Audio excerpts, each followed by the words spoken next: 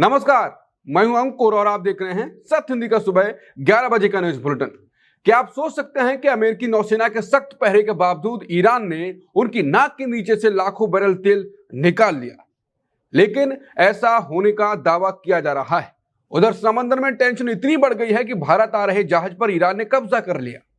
लेकिन बात सिर्फ समंदर की नहीं है, हमारे पड़ोसी नेपाल ने भी भारत के लिए अपना बॉर्डर लगभग सील कर दिया है।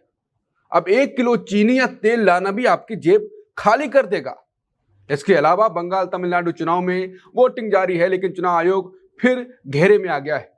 बुलेटिन में जानेंगे ये तमाम बड़ी खबरें, लेकिन उससे पहले जान लेते हैं बुलेटिन की 5 बड़ी खबरें। बंगाल तमिलनाडु में आज वोटिंग जारी, चुनाव आयोग पर उठ रहे गंभीर सवाल। ईरान ने समंदर में दिखाए तेवर, भारत आ रहे जहाज पर कब्जा, मचा हड़कंप। अमेरिका की नाक के नीचे से ईरान ने निकाला तेल, बेचा लाखों बैरल तेल। ईरान का बड़ा फैसला, अमेरिकी पाबंदी हटने तक बंद रहेगा समुद्री रास्ता। नेपाल सीमा पर नई मुसीबत, अब हर भारतीय सामान पर टैक्स, वीडियो देख होंगे हैरान। शुरुआत करते हैं अमेरिका की नाक के नीचे से कैसे ईरान ने तेल निकाला। अमेरिकी पाबंदी के बावजूद ईरान का कच्चा तेल चोरी छिपे समंदर के रास्ते बाहर जा रहा है। एक नई रिपोर्ट में बड़ा खुलासा हुआ है कि समंदर में आवाजाही रुकी नहीं है। पिछले एक हफ्ते में करीब 34 तेल के जहाजों ने खाड़ी में चक्कर लगाया। अमेरिका ने ईरान के बंदरगाहों पर कड़ा पहरा बैठा रखा है। इसके बावजूद 19 जहाज बाहर निकले और 15 जहाज वापस अंदर आए। इनमें से 6 जहाजों में तो भारी मात्रा में कच्चा तेल लदा हुआ था। अनुमान है कि करीब 1.25 करोड़ बैरल तेल चुपचाप निकाल लिया गया। यह सब तब हुआ जब अमेरिका ने कसम खाई थी कि एक बूंद तेल बाहर नहीं जाने देगा वो। अब यह साफ नहीं है कि यह तेल किन देशों तक पहुंचने वाला है, लेकिन इस खबर ने अमेरिकी सुरक्षा दावों की पोल खोलकर रख दी है। ऐसा लगता है कि ईरान ने समुद्र में रास्ता बनाने का कोई नया तरीका ढूंढ लिया है।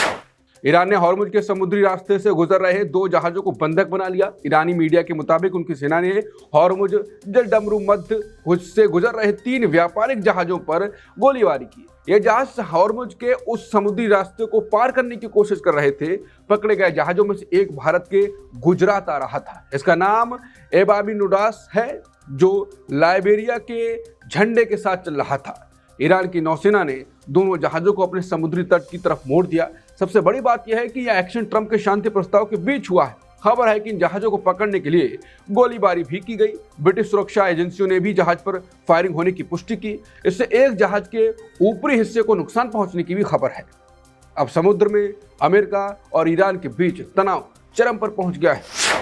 ईरानी नौसेना ने 2 विदेशी जहाजों को पकड़कर हॉर्मुज की खाड़ी पर अपनी पकड़ दिखाई। दरअसल ये पूरी कार्रवाई अमेरिका से बदला लेने के लिए की गई। कुछ दिन पहले अमेरिका ने भी ईरान के 2 जहाजों को जब्त किया था।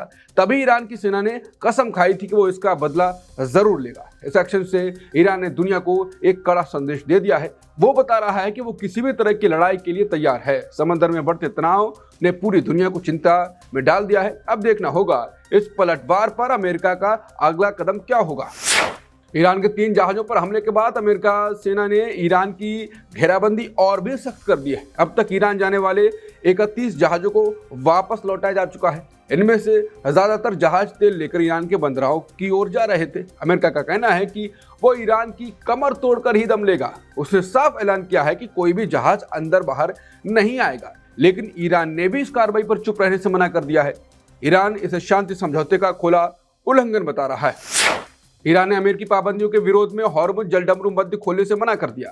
उसका कहना है कि जब तक अमेरिकी घेराबंदी रहेगी, रास्ता बंद रहेगा। इस तनाव के बीच ईरान ने 2 और जहाजों को जब्त किया। ये जहाज उस महत्वपूर्ण रास्ते से पार करने की कोशिश कर रहे थे। दूसरी तरफ अमेरिकी राष्ट्रपति ट्रंप ने शांति के लिए वक्त मांगा। उन्होंने पाकिस्तान की मध्यस्थता वाली बातचीत के लिए सीज फायर आगे बढ़ाया है। ईरान ने बातचीत का स्वागत तो किया है, लेकिन अपनी शर्तें भी थोपी हैं। ईरानी स्पीकर ने कहा कि बिना घेराबंदी हटाए सीज फायर का कोई मतलब नहीं है। उनका मानना है कि समुद्री रास्ता रोकना भी शांति समझौते का उल्लंघन है। नेपाल ने भारत से सामान लाने पर नया और कड़ा टैक्स नियम लागू कर दिया है। अब भारत से सामान लाना और आपकी जेब पर भारी पड़ने वाला है। नेपाल सरकार ने कस्टम ड्यूटी के नियम कड़े किए। अब अगर आप 100 रुपए से महंगा सामान लाएंगे तो टैक्स देना होगा। पहले छोटे मोटे घरेलू सामान पर कोई रोक टोक नहीं होती थी, लेकिन अब बिस्किट के पैकेट और चाय पत्ती पर भी टैक्स लग रहा है। सामान के हिसाब से टैक्स 5 से लेकर 80% तक हो सकता है।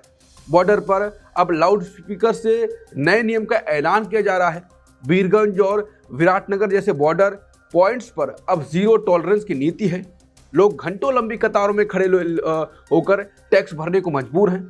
टैक्स ना भरने पर सामान को अब जब्त किया जा रहा है। लोगों से नेपाली सेना भारत का सामान छीनते हुए नजर आ रही है। नेपाल अब भारत से तेल, कोल्ड ड्रिंक्स और यहां तक कि केले भी ले आने की इजाजत नहीं दे रहा है। इस नियम से भारत के सीमावर्ती बाजारों में सन्नाटा पसर गया है। जगह जगह इस नए नियम के खिलाफ अब विरोध प्रदर्शन भी शुरू हो गए हैं।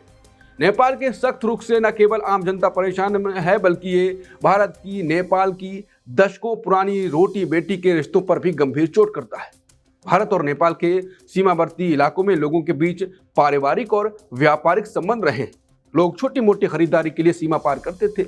अब केले, तेल और बिस्किट जैसी बुनियादी चीजों पर 80% तक टैक्स या पाबंदी लगाने से आम लोगों के बीच दूरियां और कड़वाहट बढ़ेगी। ये भारत की नेबरहुड फर्स्ट नीति के लिए एक बड़ी चुनौती है।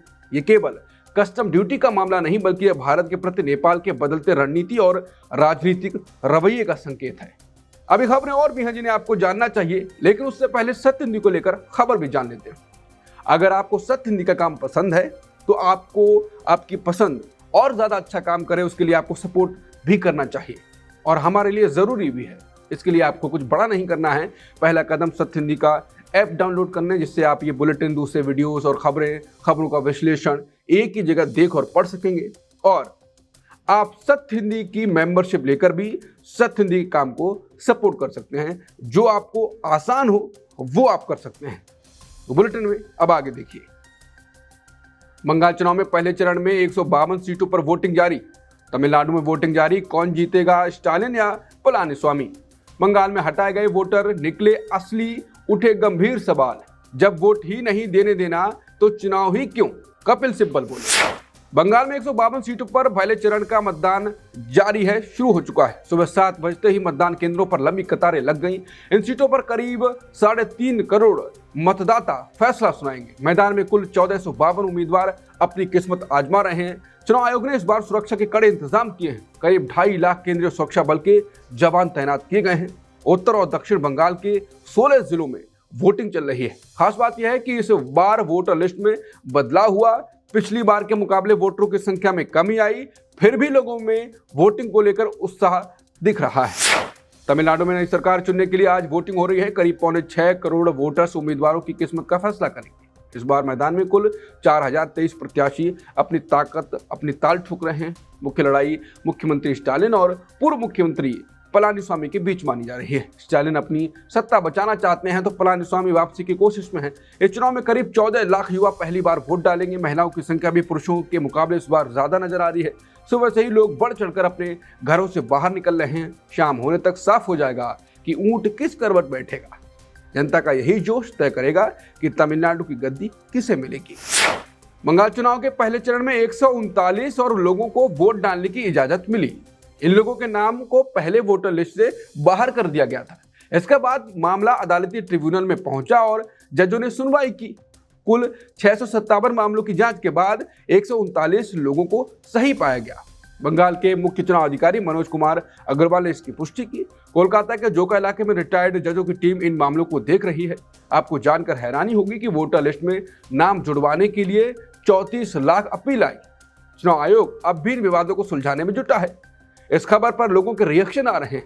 उनका कहना है कि 27 लाख वोटरों के नाम काट दिए गए हैं। इनमें से जिनकी सुनवाई हुई वो अधिकतर सही पाए गए, यानी हटाए गए ज्यादातर वोटर सही और असली हैं, लेकिन वोटिंग से पहले उनकी अपील सुनने वाला कोई नहीं है। कुछ का कहना है कि चुनाव आयोग आखिर चुनाव करवा ही क्यों रहा है, उसे तो बस सीधे नतीजे का ऐलान कर देना चाहिए।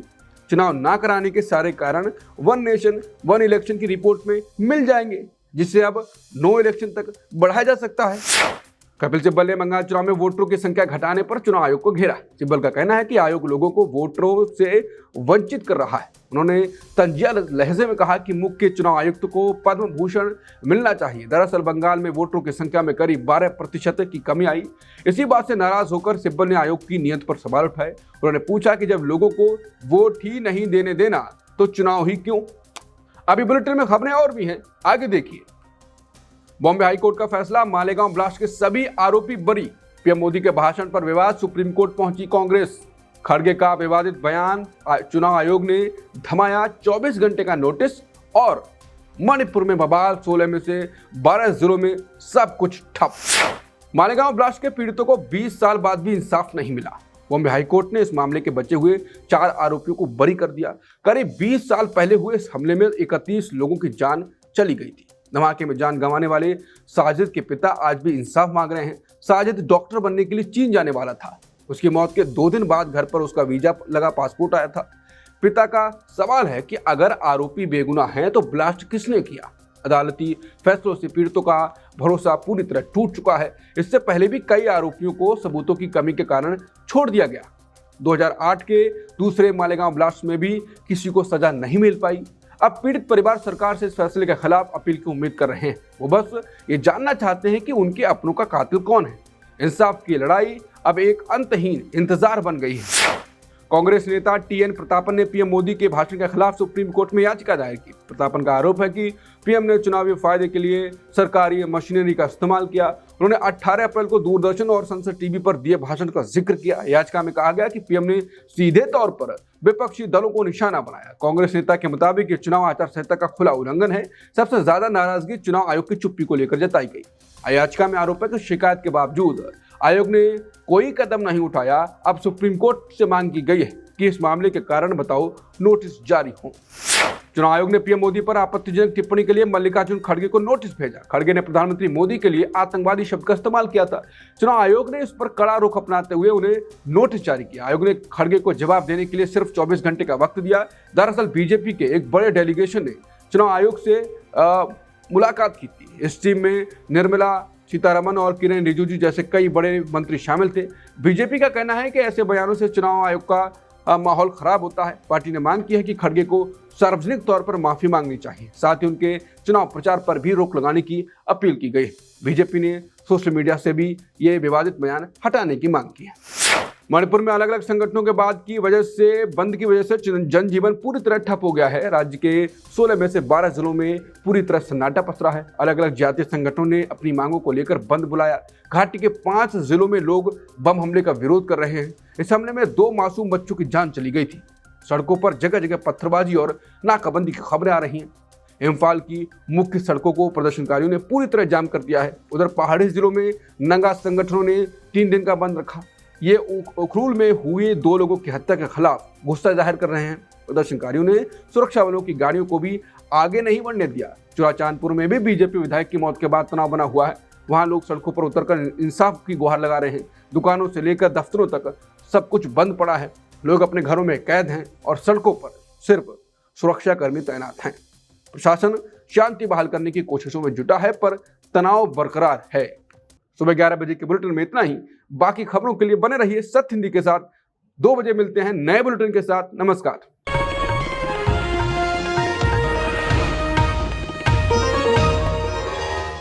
Copyright disclaimer under Section 107 of the Copyright Act 1976. Allowance is made for fair use for purposes such as criticism, comment, news reporting, scholarship, and research.